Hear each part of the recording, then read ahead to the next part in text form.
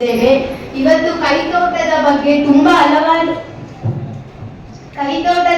ಹಲವಾರು ಹೊಸ ವಿಷಯಗಳನ್ನು ತಿಳಿದುಕೊಂಡಿದ್ದೇನೆ. ಇದರಿಂದ ತುಂಬಾ ಖುಷಿಯಾಯಿತು.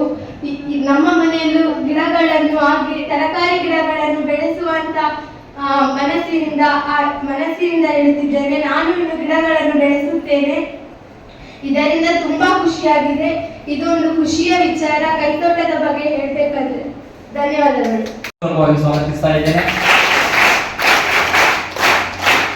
ಹಾಗೆ ಪ್ರಾಥಮಿಕ ಶಾಲೆಯ ಮುಖ್ಯೋಪಾಧ್ಯಾಯರಾಗಿರ್ತಕ್ಕಂಥ ಶ್ರೀಯುತ ಚಂದ್ರಶೇಖರ್ ಭಟ್ ಇದ್ದಾರೆ. ಅವರನ್ನು ಕೂಡ ತುಂಬು ಹೃದಯದಿಂದ ಸ್ವಾಗತಿಸ್ತಾ ಇದ್ದೇನೆ.